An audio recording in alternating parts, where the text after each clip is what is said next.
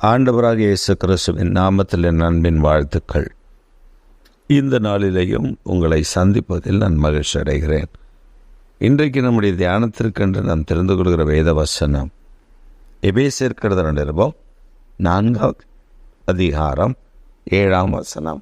கிறிஸ்துவினுடைய ஈவின் அளவுக்கு தக்கதாக நம்மில் அவனவனுக்கு கிருபை அளிக்கப்பட்டிருக்கிறது. கிறிஸ்துவனுடைய ஈவின் அளவுக்கு தக்கதாக நம்மில் அவனுக்கு கிருபை அளிக்கப்பட்டிருக்கிறது. ஆம் பிரியமானவர்களே, கிறிஸ்துவனுடைய ஈவு நம்மில் கொடுக்கப்படுகிறது. அந்த அளவுக்கு தக்கதாக அவனுக்கு தேவன் கிருபையை தருகிறார். கிறிஸ்து நமக்காக ஈவாக கொடுக்கப்பட்டவர்.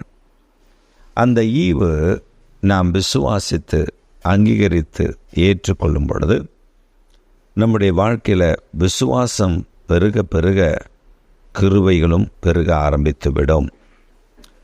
நாம் அநேக நேரங்களில் தேவனுடைய ஈவை அற்பமாக எண்ணிவிடுகிறோம். சிலர் தங்களுடைய வேலையை பெரிதாக நினைப்பார்கள். சிலர் தங்களுடைய படிப்பை மிக பெரிதாக நினைப்பார்கள். தங்களுடைய பணத்தை, சொத்துக்களை, நிலங்களை, வசதிகளை மிக பெரிதாக நினைப்பார்கள். ஆனால் அவர்களுக்கு ஒன்று புரியவில்லை, கிறிஸ்துவனுடைய ஈவு எப்படிப்பட்டது என்பது. இந்த கிறிஸ்துவனுடைய ஈவு நமக்கு அளிக்கப்படும் போது, அவர் கிருபையினால் ஈவாக நமக்கு கொடுக்கப்பட்டது, அந்த ஈவை நாம் பெற்றுக்கொண்டோம் என்று உணர்ந்தால், அனுபவித்தால், நம்முடைய வாழ்க்கையில் நான் எவ்வளவு பெரிய மனிதனாக இருந்தாலும் கிறிஸ்துவனுடைய ஈவு, அவர் எனக்காக கொடுக்கப்பட்டதை நான் அறிந்து அவர் மேல் விசுவாசம் வைத்தால் கிருபை எனக்குள்ளே பெருக ஆரம்பித்துவிடும். ஒரு பெரிய கோடீஸ்வர மனிதன், அமெரிக்க ஐக்கிய நாடுகளில் அந்த மனிதனுக்கு பல வீடுகள், நூற்றுக்கணக்கான வீடுகள், அந்த நூற்றுக்கணக்கான அப்பார்ட்மெண்ட்ஸ்லேயும் ஃப்ளாட் சிஸ்டத்துலேயும், இந்தியாவில் ஃப்ளாட் சிஸ்டம்லாம் வருவதற்கு முன்பே அமெரிக்காவில் பல ஃப்ளாட் சிஸ்டங்கள் இருக்கிறது. அந்த ஃப்ளாட் சிஸ்டங்களில் ஒவ்வொரு ஃப்ளாட்லேயும் 50-60 வீடுகளுக்கு மேல் இருக்கும். அப்படி அவருக்கு 500க்கு மேற்பட்ட வீடுகள் சொந்தக்காரர். 500 அப்பார்ட்மெண்ட்டுக்கு சொந்தக்காரர். 500 அப்பார்ட்மெண்ட்டுன்னு சொன்னால் ஒவ்வொரு அப்பார்ட்மெண்ட்லேயும் 50, 49, 45 நம்ம கணக்கு பண்ணிக்க வேண்டியதான். அவ்வளவு பெரிய கோடீஸ்வர மனிதன். அந்த மனிதனுடைய வீட்டில் தங்கத்திற்கு குறைவில்லை. அவங்க சாப்பிட்ற தட்டு பிளாட்டினத்தில் இருந்தது.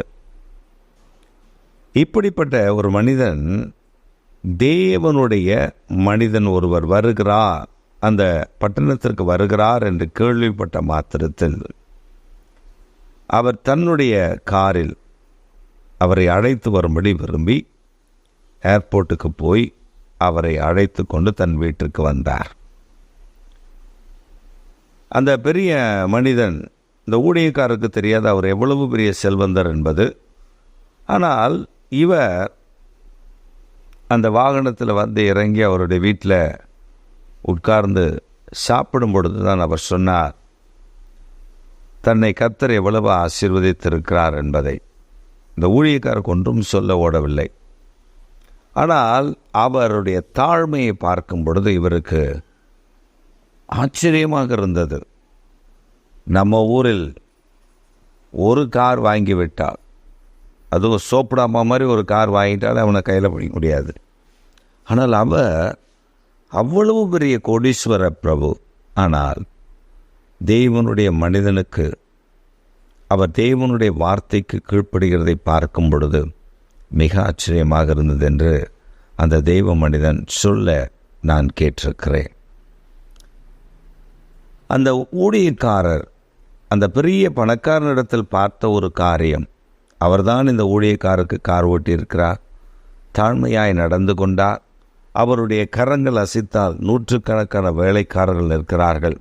ஆனால் இவர்தான் இந்த ஊழியக்காரனை கனப்படுத்தி நடத்தி சென்றார். ஆம் பிரியமானவர்களே, ஏன் இந்த ஊழியக்காரனுக்கு அந்த கனம்? ஏன் அந்த ஊழியக்காரனுக்கு மாத்திரம் அந்த கனத்தை அந்த மனிதன் கொடுத்தார் தெரியுமா? இயேசுவின் இரத்தத்தினால கழுவப்பட்ட தேவனுடைய பிள்ளைகள் அபிஷேகம் பண்ணப்பட்டு பிரத்யேகமாய் தன்னுடைய வேலையெல்லாம் விட்டு ஆண்டவருடைய வேலை செய்வதற்காக பிரத்யேகமாய் பிரித்தெடுக்கப்பட்ட காரணத்தினால் அந்த ஈவை அவர் பெற்ற பொழுது தேவன் அளவில்லாத கிருபை அவருக்கு தந்ததினாலே அந்த கிருபையை, அந்த ஈவை பெற்றிருக்கிற அந்த மனிதனை அவர் கனப்படுத்தினார். ஆனால் இன்றைக்கு அநேகருடைய வாழ்க்கையில் பொய்யான கள்ள தீர்க்கதரிசிகள், பொய்யான உபதேசம் கொண்டு வருகிற மனிதர்கள் வந்ததினாலே உண்மையான ஊழியக்காரருடைய கனம் காணாமல் போய்விட்டது. உங்களுக்கும் கூட இயேசு கிறிஸ்துவின் இரத்தத்தினாலே அவர் உங்களுக்கு ஈவாக அருளப்பட்ட எத்தனையோ நன்மைகளை உதாசீனப்படுத்தி இருக்கலாம். ஆனால் இன்று இரவு, இன்று பகல், இன்று மதியம் கர்த்தர் உங்களோடு பேசி கொண்டிருக்கிறார். ஒன்றை புரிந்து கொள்ளுங்கள், அவர் உங்கள் அருகில் இருக்கிறார். ஒரு விஷயத்தை நீங்கள் மறந்து விடாதிருங்கள். அவர் தம்மையே உங்களுக்காக ஈவாக அளித்து நீங்கள் அவரை விசுவாசிக்கும் பொழுது உங்களுக்குள்ள கிருபையை பெருக பண்ணி உங்களை ஆசீர்வதித்து வழிநடத்துவது அவருடைய நோக்கம். இன்றைக்கு அவரை சிலுவையில் கொடுத்த அந்த உண்மையான அன்பு, அந்த உண்மையான நம்பிக்கை, அந்த உண்மையான சத்தியம், அந்த உண்மையான வழி இயேசு கிறிஸ்து என்பதை மறந்து விடாதபடி இன்றைக்கு பிடித்து கொள்ளுங்கள். அவர் உங்கள் வாழ்க்கையில் மேன்மையை, மகிமையான ஆசீர்வாதங்களை கட்டளையிட ஆயத்தமுள்ளவராய் இருக்கிறார். அந்த ஈவு எனக்காக தான், அந்த ஈவு கொடுக்கப்பட்டது எனக்காகத்தான். அவர் எனக்காக தான் ஈவாக சிலுவையில் கொடுக்கப்பட்டார். அந்த இரத்தத்தின் புண்ணியத்தினாலே, அந்த காயங்களினாலே நான் தழும்புகளினாலே சுகமடைந்து இப்பொழுது அவருடைய பிள்ளையாக இருக்கிறேன் என்று சொல்லி நீ விசுவாசித்த அறிக்கை இடுவாயே, ஆனால் உனக்குள்ள தேவ கிருபை பெருக ஆரம்பித்துவிடும்.